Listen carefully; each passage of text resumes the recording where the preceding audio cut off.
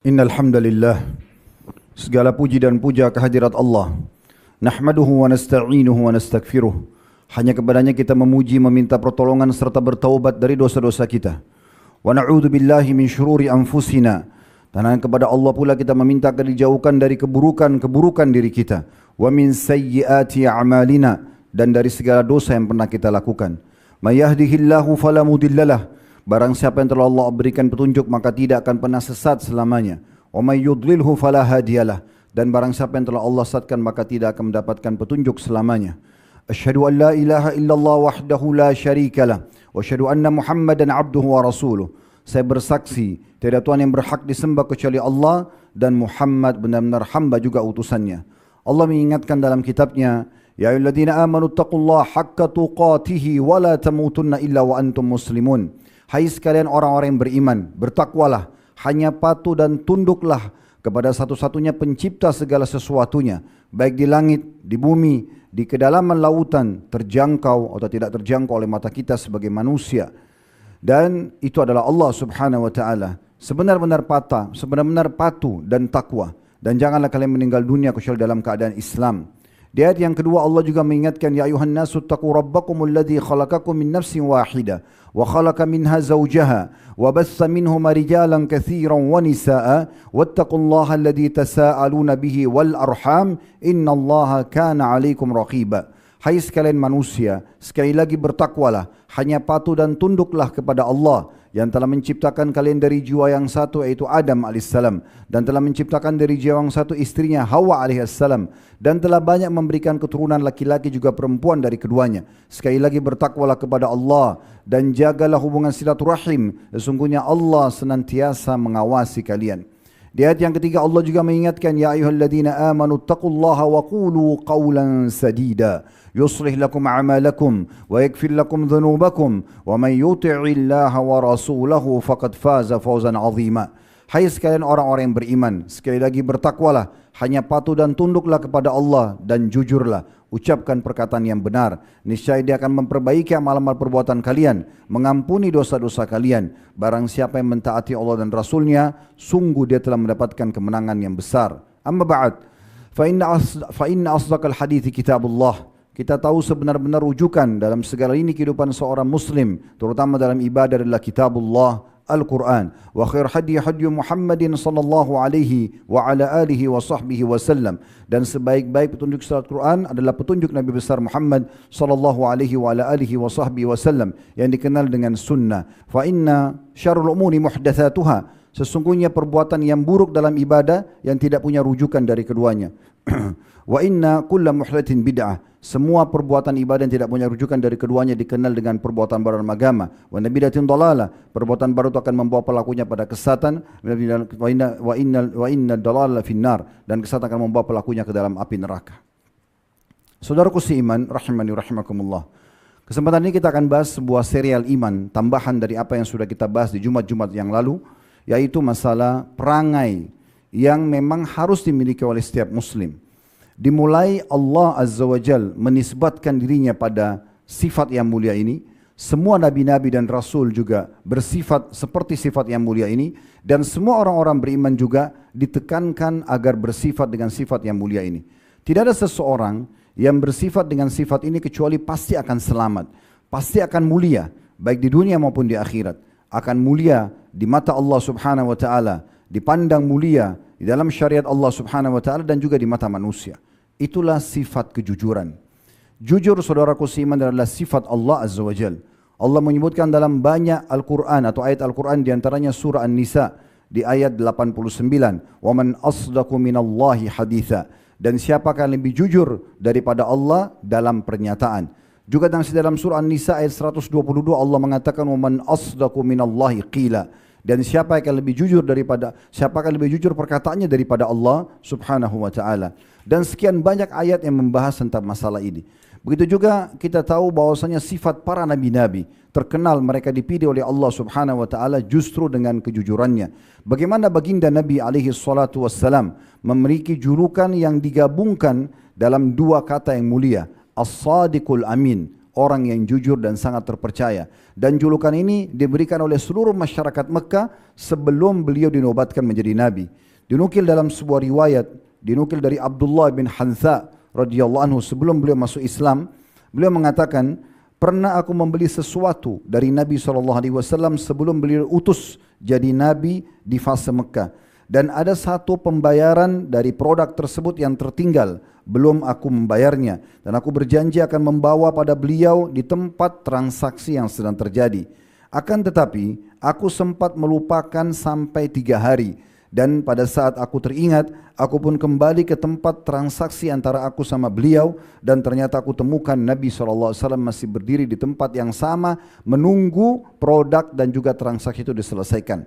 Lalu kemudian aku bertanya, apakah benar anda menunggu selama 3 hari di sini? Kata Nabi SAW, ya fata, laqad syakakta alayya, wahai anak muda, engkau telah mempersulit aku. Ana hahuna mundu thalathin antadhiruk. Saya benar-benar berada di sini selama 3 hari menunggumu. Hadis ini diriwayatkan oleh Tirmidzi. Bagaimana sifat jujur ini akan membuat mulia di mata Allah Subhanahu wa taala, mulia juga di mata manusia. Tidak ada orang yang tidak senang bergaul, berinteraksi sama orang yang jujur. Karena setiap kali dia berbicara sesuatu, menceritakan sesuatu, memberikan ide, semuanya dengan kejujuran. Maka kita akan merasa nyaman. Begitu juga pada saat kita transaksi, kita tahu pedagang ini seorang yang jujur, maka kita akan nyaman untuk transaksi dengan dia. Seorang pasangan hidup, suami atau istri yang jujur, kita akan nyaman interaksi dengan dia. Karena manusia yang bisa dipegang adalah lisannya, kejujurannya. Sementara hewan mungkin bisa dipegang ekornya. Oleh karena itu ini sebuah perangai yang harus kita jaga. Disebutkan oleh Syekh Abu Bakar Jazair rahimahullah, beliau menyebutkan dan menyimpulkan tentang pentingnya kejujuran dalam kehidupan seorang muslim dalam kitab beliau dalam Minhajul Muslim di halaman 304, tentu dari buku yang sudah diterjemahkan. Kata beliau, seorang muslim memandang kejujuran bukan hanya sekedar akhlak yang utama saja yang wajib dilakukan, tetapi ia harus memandangnya lebih jauh daripada itu. Karena kejujuran adalah penyempurna iman dan juga Islamnya. Sebab Allah telah memerintahkannya demikian seraya memuji hambanya yang menyandang sifat ini. Terlalu banyak firman Allah Subhanahu wa taala yang menyinggung dan memerintahkan kita untuk jujur, bahkan menjanjikan banyak sekali janji-janji positif bagi orang-orang yang jujur. Di antaranya surah Al-Ahzab surah nomor 33 di ayat 35-nya Allah Subhanahu wa taala berfirman setelah menyebutkan sifat-sifat orang-orang beriman. Di antara potongannya was-sadiqina was-sadiqat, dan laki-laki yang jujur dan juga perempuan yang jujur. Lalu terus berlanjut beberapa sifat, akhir ayatnya Allah Subhanahu wa taala mengatakan a'addallahu lahum maghfiratan wa ajran 'azima. Mereka semua itu termasuk di antaranya laki-laki dan perempuan yang jujur, Allah janjikan bagi mereka pengampunan dosa-dosa dan juga balasan yang sangat melimpah. Demikian pula Allah memerintahkan kita agar selalu bergaul dengan orang-orang jujur, berinteraksi dengan mereka, supaya perangai itu menjadi perangai kita.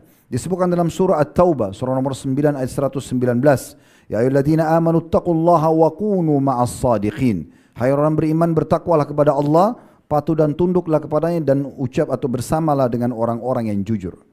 Ibnu Qayyim juga rahimahullah menyebutkan dalam buku beliau Madarikus Salikin di jilid 11 di halaman 279 yang terjemahnya kedudukan kejujuran adalah kedudukan yang paling agung yang darinya bersumber kedudukan orang-orang yang berjalan menuju Allah. Artinya semua orang yang mau dianggap baik dan bertakwa sama Allah, sempurna imannya, harus punya sifat kejujuran. Sekaligus dia adalah sebagai jalan yang terlurus yang barang siapa tidak berjalan di atasnya maka pasti akan binasa. Dengannya pula, maksudnya kejujuran, dapat dibedakan antara orang-orang munafik dengan orang-orang beriman. Serta juga bisa dibedakan antara penghuni surga dan penghuni neraka. Karena orang-orang jujur akan menjadi penghuni surga. Bahkan kita tahu level tertinggi di surga itu dihuni oleh para nabi-nabi, para syuhada, orang mati syahid, para orang-orang siddiq yang jujur dan juga orang-orang yang saleh. Begitu juga kejujuran ibarat pedang, kata beliau. Ibarat pedang Allah di muka bumi, tiada suatu pun yang diletakkan di atasnya melainkan akan terpotong olehnya. Dan tidaklah kejujuran menghadapi kebatilan, melainkan ia akan melawan dan mengalahkannya. Serta tidaklah ia menyerang lawannya, melainkan ia pasti akan menang. Barang siapa yang menyuarakannya, niscaya kalimatnya akan terdengar keras, mengalahkan suara musuh-musuhnya. Kejujuran merupakan ruh amal. Artinya semua amal kalau tidak dimulai dengan kejujuran maka akan batil. Ya. Kejujuran adalah merupakan ruh amal, penjernih keadaan. Kalau lagi keruh keadaan kita, maka bisa baik dengan kejujuran, mengakui kesalahan misalnya, atau mengucapkan yang benar, penghilang rasa takut, dan juga pintu masuk bagi orang-orang yang menghadap kepada Rabb yang mulia. Rasulullah SAW menganjurkan kita selalu jujur, dan beliau menjanjikan dari sabda beliau dalam sebuah hadis yang sahih yang sangat masyhur, bahwasanya siapapun jujur pasti semuanya akan jadi baik dalam kehidupan dia, dan akhirnya dia akan menuju ke surga. Dalam sabda beliau masyhur, alaikum bisidqi fa inna sidqa yahdi ilal bir. Kalian harus, wajib, bukan pilihan, untuk jujur, dan ketahuilah jujur pasti akan membawa kepada kebaikan-kebaikan. Wa innal birra yahdi ilal jannah, dan kebaikan akan pasti memandu ke surga. Wa ma yazalu rajulu yasduqu wa yataharra sidqa hatta yuktaba indallahi siddiqa.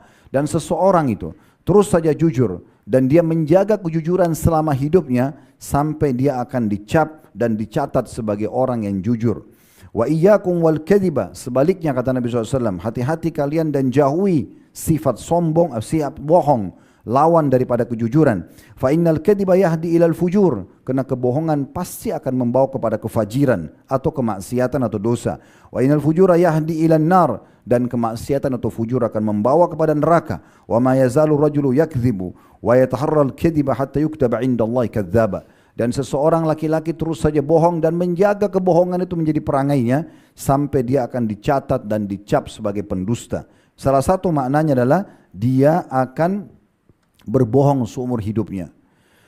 Sementara Allah Subhanahu wa taala menghardik dalam banyak ayat Al-Qur'an, di antaranya tentang larangan, ancaman orang yang berbohong. Dalam surah Az-Zariyat surah nomor 51 ayat 10 sampai ayat 11, Qutilal kharrasun alladzina hum fi ghamratin sahun. Terkutuklah orang-orang yang suka berdusta. Terkutuk artinya diangkat berkah hidupnya dan dia akan sulit melalui kehidupan tersebut. Yaitu orang-orang yang terbenam dalam kebodohan dan juga kelalaian. Artinya dia tidak mau belajar sehingga dia tidak mau ubah keadaan dia dari berbohong dan menipu kepada kejujuran itu sendiri. Juga Allah Subhanahu wa taala memberikan gambaran bahwasanya Allah tidak akan pernah memberikan petunjuk dan kemudahan bagi orang yang berbohong. Dalam surah Yunus surah nomor 10 ayat 28, Allah berfirman, "Innallaha la yahdi man huwa musrifun kadzdzab." Allah tidak akan pernah memberikan petunjuk orang-orang yang melampaui batas dan juga pendusta. Di dalam hadis Bukhari disebutkan bagaimana beratnya siksaan orang yang suka berbohong, yaitu tentang hadis Isra dan Mi'raj. Di saat Nabi SAW diperlihatkan beberapa siksa-siksa yang akan menimpa nanti umat manusia. Di antaranya tentang masalah bohong. Nabi SAW diperlihatkan keadaan yang luar biasa. Ada orang yang disobek mulutnya sampai tengkuknya, matanya sampai tengkuknya, dan seterusnya. Ya. Akhirnya Nabi SAW tanya kepada Jibril, siapa orang ini? Kenapa begitu berat siksaannya? Maka Jibril mengatakan, wa ammar rajulu ladzi ataita alaihi yusharsharu shidquhu ila kafah. Adapun laki-laki yang sempat engkau lihat dan engkau datangi hai Muhammad, yang ujung mulutnya disobek sampai ke tengkuknya, ditarik sampai ke lehernya bagian belakang, wa mankhiruhu ila kafa, dan hidungnya ditarik juga disobek sampai ke tengkuknya, wa ainuhu ila kafa, dan juga matanya sampai ke tengkuknya, fa inna rajulu yaqdu min baitihi, ia adalah seseorang laki-laki yang keluar dari rumahnya, fayakdzibul kadzbata tablugul afaq, di mana dia berbohong dan akhirnya bohongnya dia itu menyebar sampai ke seluruh pelosok bumi ini.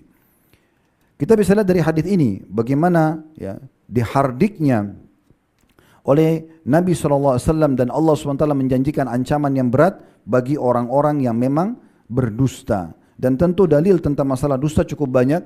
Kita akan fokus membahas tentang masalah kejujuran. Kejujuran dibagi oleh ulama menjadi beberapa bagian. Puncak tertingginya adalah jujur kepada Allah Subhanahu wa taala. Jadi memang apapun yang kita lakukan, kita harus sebagai seorang muslim hubungkan dengan Allah Subhanahu wa taala. Kita kalau kerjakan sebuah ketaatan atau ibadah, kita kerjakan karena Allah, atau bahasa lainnya ikhlas sehingga diterima dan diberikan pahala maksimal. Kalau kita pun meninggalkan sesuatu yang memang itu diharamkan, jujur juga. Kita meninggalkan karena Allah subhanahu wa ta'ala. Itu namanya jujur dengan keimanan. Ini puncak tertinggi daripada kejujuran tersebut. Beda dengan orang munafik yang pura-pura dengan keimanan mereka. Bermuka dua. Sehingga akhirnya Allah menjelaskan tentang sifat mereka mudzabbina baina dzalik. Mereka bimbang apakah ke orang beriman atau kepada orang kafir. La ilaha ula wa la ilaha ula. Maka karena mereka tidak jujur dengan keimanan, mereka bimbang dalam kehidupan mereka. Harus berwajah dua. Kalau sama orang beriman, mereka menggunakan kosakata orang beriman dan berpakaian seperti mereka, berangai seperti mereka, beribadah seperti mereka. Kalau sama orang kafir, mereka juga tampil seperti orang-orang kafir. Orang beriman tidak memiliki hal tersebut. Mereka jelas apa yang nampak depan mata mereka, di depan mata orang-orang, itulah yang ada juga dalam hatinya. Semuanya dengan kejujuran. Dan Allah subhanahu wa ta'ala menyebutkan tentang masalah keimanan atau jujur dalam keimanan dalam banyak dalil-dalil Al-Quran. Di antaranya firman Allah subhanahu wa ta'ala dalam surah Al-Ma'idah. Surah nomor 5 ayat 119. Qala Allahu hadha yawmu yanfa'u as-sadiqina sidquhum lahum jannatun tajri min tahtiha al-anharu khalidina fiha abada radhiyallahu anhum wa radu an dzalikal fawzul azim. Di hari kiamat nanti Allah akan berfirman ya kepada orang-orang semua di mahsyar, semua orang akan Allah perdengarkan ucapan ini dan ini pujian bagi orang-orang yang beriman. Pada hari ini kata Allah, orang-orang yang jujur dengan keimanannya akan memperoleh manfaat dari kejujuran mereka. Mereka memperoleh surga yang di bawahnya mengalir sungai, mereka kekal di dalamnya selama-lamanya. Allah ridho kepada mereka dan mereka pun ridho kepadanya, dan itulah kemenangan yang besar. Demikian juga dalam firman Allah SWT yang lain dalam surah Az-Zumar, surah nomor 39 ayat 33. Di mana Allah Subhanahu wa taala berfirman, "Walladzi jaa'a bis-sidqi wa saddaqa bih, ulaika humul muttaqun." Dan orang-orang yang membawa kebenaran, yaitu Nabi Muhammad SAW, dan jujur dalam risalah yang disampaikan kepada umat manusia, dan orang-orang yang membenarkannya atau membenarkan risalah yang diperintahkan oleh Allah untuk diimani melalui Nabi Muhammad SAW, mereka itulah orang-orang yang bertakwa. Demikian pula kita tahu dalam hadis Nabi SAW, orang yang jujur menginginkan mati syahid dari hatinya karena keimanannya, bukan karena ingin dikatakan kesatria, seorang pahlawan atau yang punya jasa secara umum, maka mereka akan mendapatkan pahala mati syahid walaupun mati di atas ranjangnya karena kejujurannya. Dalam sebuah hadis Muslim diriwayatkan Imam Muslim, kata Nabi SAW, "Man sa'alallaha syahadata bisidq." Siapa yang jujur meminta kepada Allah, benar-benar dia minta ya mati syahid itu, ballagahu Allah manazil asy-syuhada wa in mata ala firashi. Allah pasti akan menyampaikan dia ke level atau tingkat orang-orang yang mati syahid nanti di hari kiamat walaupun dia mati di atas ranjangnya. Bagaimana juga Allah Subhanahu wa taala menyebutkan dalam surah Al-Ahzab tentang pentingnya kejujuran. Ayat 23, "Rijalun sadaqu ma ahadullah alaih, faminhum man qada nahba." Al-ayah. Orang-orang yang jujur dan benar dengan keimanannya dan membuktikan kejujuran janjinya kepada Allah, maka mereka ada yang sudah meninggal dunia, lanjutan ayat itu ada yang sudah wafat ya, dan mereka tidak mengubah apa yang telah mereka janjikan kepada Allah Subhanahu wa taala. Demikian pula Allah sebutkan masih surah Al-Ahzab, satu ayat setelahnya di ayat 24-nya, liyajziyallahu as-shadiqina bisidqihim. Pasti Allah akan balas orang-orang yang jujur dengan keimanannya dengan balasan yang besar karena kejujuran mereka itu. Yang kedua, jujur dalam berpenampilan. Bagaimana kita dilarang dalam Islam berpenampilan sebagaimana tadi kita sudah bahasakan, ya, berwajah dua. Baik itu dengan keimanannya atau penampilan secara umum. Misal, dia sebenarnya orang miskin, tapi dia coba menunjukkan kepada manusia kalau dia orang kaya, sehingga memaksakan diri. Berapa banyak laki-laki ingin melamar seorang wanita, supaya diterima lamarannya maka dia pinjam sebuah mobil mewah untuk menunjukkan kepada keluarga perempuan kalau dia orang kaya, padahal sebenarnya dia berdusta. Atau berapa banyak orang yang menunjukkan seakan-akan dia memiliki kedudukan yang tinggi di sebuah perusahaan padahal sebenarnya tidak bekerja di situ. Dan seterusnya. Berapa banyak contoh-contoh yang berhubungan dengan masalah ini. Dan ini dilarang secara mutlak. Bukan kita tidak boleh berpenampilan yang rapi dan bersih. Itu bagian daripada sunnah Nabi SAW. Tapi kalau kita ikutin pakaian yang kita gunakan, pakaian kebesaran, seakan-akan kita berada di posisi itu. Misal sengaja orang menggunakan pakaian angkatan bersenjata misalnya, dengan tujuan seakan-akan dia adalah bagian daripada anggota itu. Itu tidak dibenarkan, padahal sebenarnya mereka tidak. Ini contohnya, semua ini masuk dalam larangan. Dan Nabi SAW menggabungkan semua itu larangannya dalam sebuah hadis riwayat Muslim, Al-mutashabbi'u bima lam yu'ta kalabisi thawbai zur. Orang-orang yang pura-pura ya, memiliki banyak sesuatu yang bukan miliknya, maka bagaikan orang yang mengenakan dua pakaian palsu atau dusta. Demikian pula kita harus jujur yang ketiga dalam akad-akad kita.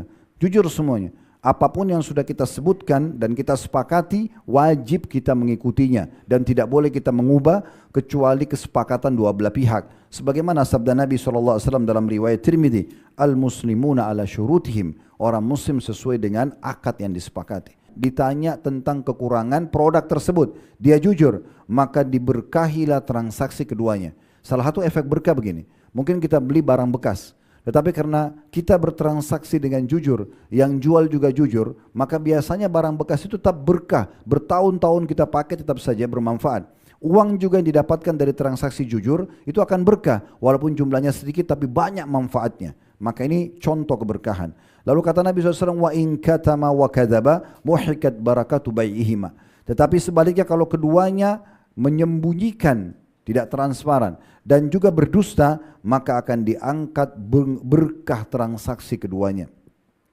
Demikian pula hadis riwayat Ibnu Majah. Kata Nabi SAW, ayyuma rajulun tadayyana daynan wa huwa mujmi'un alla yufihi iyyahu lakiyallahu sariqan.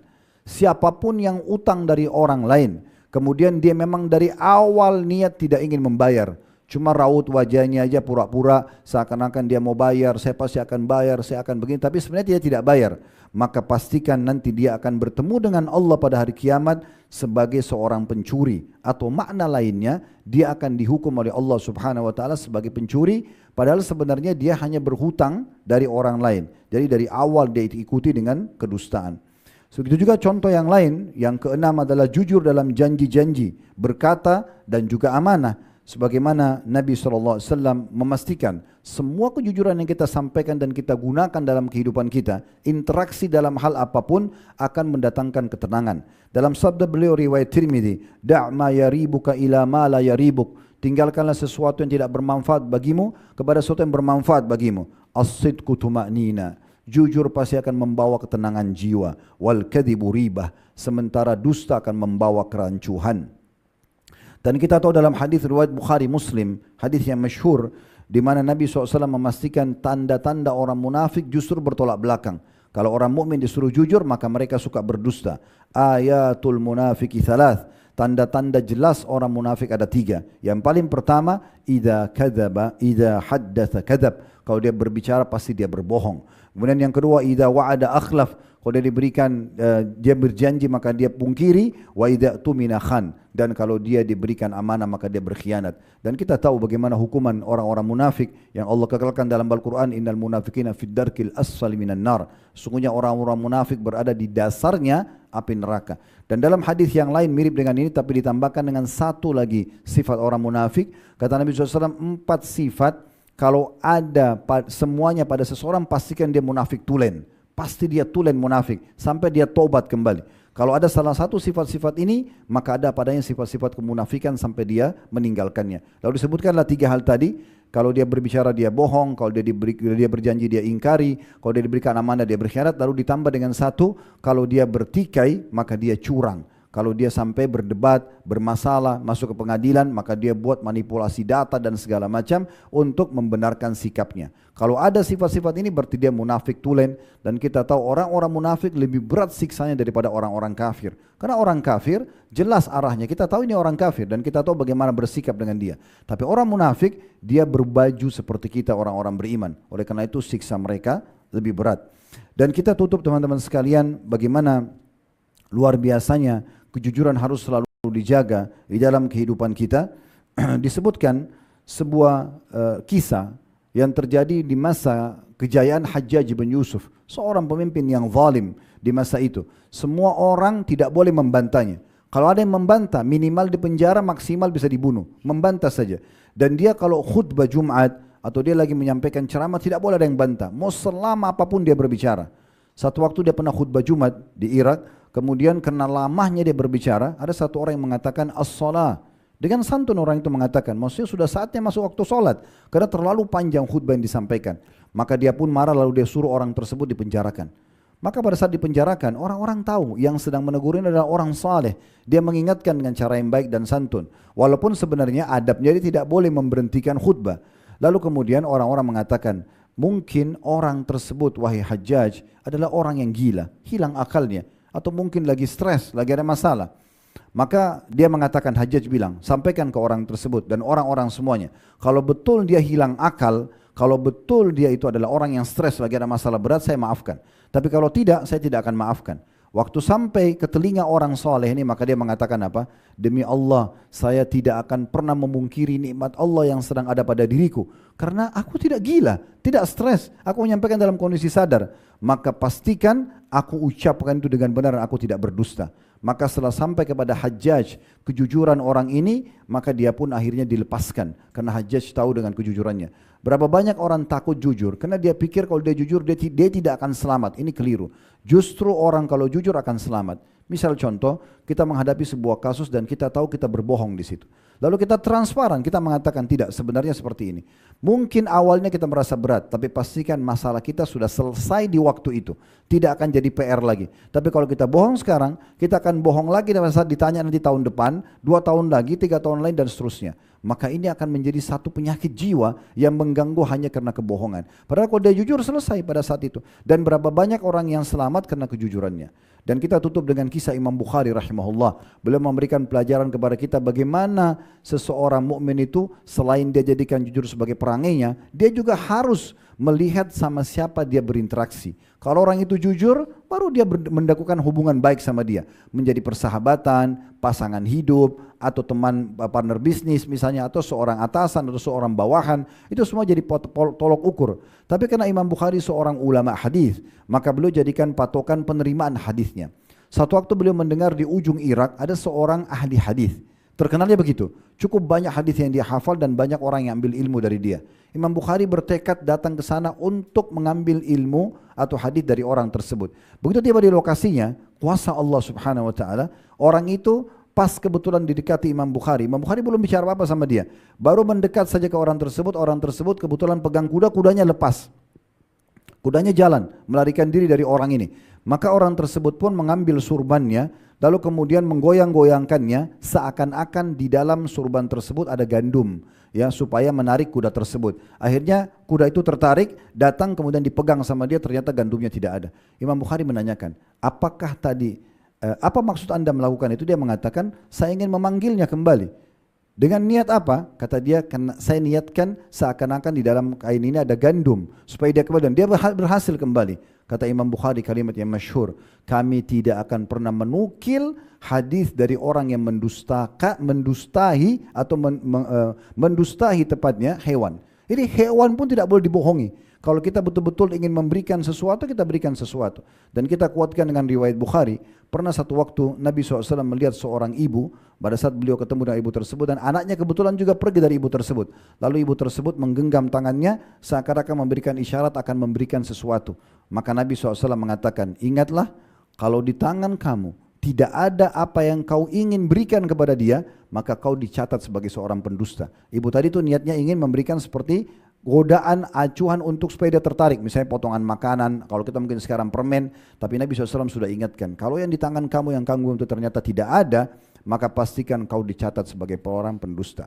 Aku qauli hadza, saya sudah mengucapkan perkataan saya ini, wa astaghfirullah li wa lakum, dan saya istighfar kepada Allah, mengajak jemaah istighfar kepada Allah, fastaghfiruhu innahu wal ghafurur rahim, istighfar kepada yang karena dia Maha Pengampun juga Maha Penyayang. Alhamdulillah, wassalatu wassalamu ala rasulillah. Segala puji dan puja kehadirat Allah Subhanahu wa taala, juga salawat dan taslim kepada Nabi besar Muhammad sallallahu alaihi wa ala alihi wa sahbihi wasallam.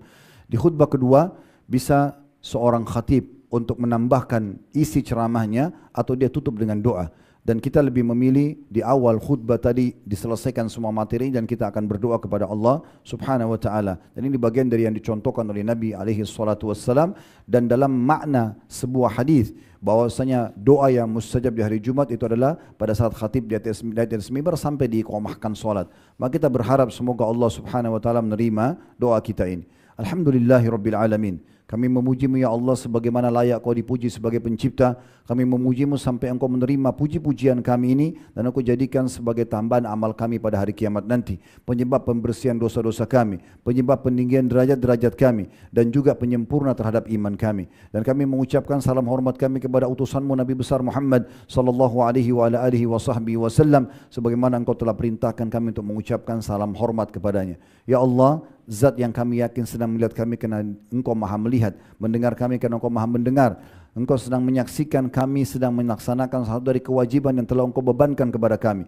Maka catatkan ini sebagai tambahan amal yang sempurna pada hari kiamat. Terimalah seluruh amal-amal soleh yang pernah kami kerjakan, yang sedang kami kerjakan, yang akan kami kerjakan dengan pahala yang sempurna sampai menjelang ajal datang nanti. Dan jangan tinggalkan ataupun dari dosa kami ya Allah, besar ataupun kecil, sengaja ataupun tidak sengaja. Demikian pula kedua orang tua kami, seluruh kerabat kami, dan siapapun yang mencintai kami kerana Engkau ya Allah, dan kami cinta mereka kerana Engkau ya Allah, kecuali Engkau gantikan menjadi pahala. Dan ampunilah seluruh muslimin dan muslimat, mukminin dan mukminat yang hidup dan juga yang sudah meninggal. Ya Allah, sebagaimana Engkau buat kami lahir di negeri kami Indonesia ini, maka jagalah persatuan, kesatuan dan kemerdekaan kami. Suburkanlah tanah-tanah kami, limpahkanlah rezeki kami, berkahilah semua yang telah Engkau berikan kepada kami. Selamatkan kami dan negeri kami juga agama kami dari semua mara bahaya, semua bencana, semua ujian, bahkan musuh-musuh yang berusaha untuk merusak negeri dan agama kami. Ya Allah, berilah hidayah para penduduk pemimpin kami untuk menjalankan tugas dan amanah dengan baik, untuk memberikan hak-hak pada masyarakat, dan balaslah mereka dengan sebaik-baik balasan terhadap kebaikan yang sudah mereka lakukan dan juga keputusan yang sudah mereka ambil yang mendatangkan maslahat yang baik untuk seluruh orang. Dan juga maafkan kesalahan-kesalahan mereka. Bukan hanya pemimpin yang memimpin kami di saat ini, tapi siapapun yang memimpin negeri kami, baik yang sudah wafat, yang sedang memimpin dan juga yang akan memimpin nanti, semuanya Engkau maafkan kesalahan mereka serta Engkau berikan taufiknya untuk menjalankan tugas dan amanah dengan baik. Ya Allah, saudara-saudara kami di Palestin, kami hanya bisa menyaksikan bagaimana mereka dibantai, bagaimana mereka disiksa, bagaimana hak-hak mereka diambil, wanita diperkosa, anak kecil dibunuh, masjid dihancurkan ya Allah. Tidak ada daya dan kekuatan dari kami kecuali memohon kepadamu. Ya Allah, Zat yang maha kuat dan maha perkasa, hancurkanlah orang-orang Yahudi itu serta siapapun yang mendukung mereka. Jadikan mereka pelajaran besar bagi orang-orang yang berusaha untuk mengganggu umat Islam dan juga agama Islam. Dan ikhlaskan niat saudara-saudara kami di Palestin, di Syria, di Yaman, di Irak yang sedang tertindas dimanapun di muka bumi ini. Ikhlaskan niat mereka, terima para syuhada mereka, mulakan Islam di tangan mereka dan tangan kami semua, dan ikut sertakan kami bersama mereka di pahala, baik dengan doa, dengan harta juga dengan jiwa kami. Dan ya Allah, sebagaimana Engkau satukan kami di masjid Jumat yang mulia ini, satukan juga kami di surga Firdaus tanpa hisab kelak. Rabbana atina fid dunya hasanah. Ya Allah, berikanlah kami semua kebaikan di dunia, wa fil akhirati hasanah, dan semua kebaikan di akhirat. Wa qina adzabannar. Selamatkan kami dari api neraka, wa adkhilnal jannata ma'al abrar, dan masukkan kami ke dalam surga bersama dengan orang-orang yang patuh. Ya Aziz wa Ghaffar ya Rabbal alamin, wa Zat yang maha perkasa, maha mulia, wa Tuhan alam semesta. Wa sallallahu ala nabiyina Muhammadin wa alihi wa sahbihi wasallam, walhamdulillahi rabbil alamin. Inna Allah ya'muru bil adli wal ihsan wa ita'i dzil qurba. Sesungguhnya Allah menyuruh kita berbuat baik, keadilan, dan juga berbuat menyambung hubungan silaturahmi, berbuat baik kepada sanak kerabat kita. Wa yanha 'anil fahsya'i wal munkari wal baghi, dan melarang perbuatan mungkar, perbuatan keji dan pelanggaran-pelanggaran. Ya'idukum la'allakum tadhakkarun. Itu peringatan dari Allah, jadikan sebagai prinsip hidup kalian. Fadhkurullahal 'azim yadhkurkum. Ingatlah Allah, Dia akan ingat kepada kalian. Washkuru 'ala ni'ami yazidkum. Syukuri nikmatnya, Dia pasti akan tambah. Wa dzikrullahi akbar. Mengingat Allah adalah amal yang paling besar. Wa aqimis shalah, dan dirikanlah salat.